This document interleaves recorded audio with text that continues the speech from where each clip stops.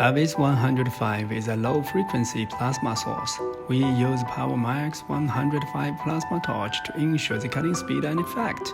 Before using, we need to input AC 308 volt power, connect plasma start signal and arc voltage signal. Also, we need to connect compressor to air pipe. Now adjust air pressure to 5 bar.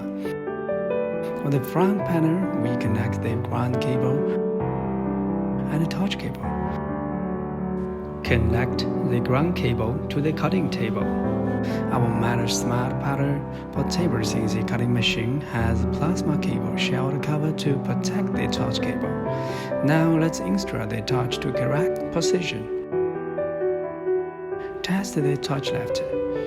Okay, let's get to start. This is a 5mm aluminum plate.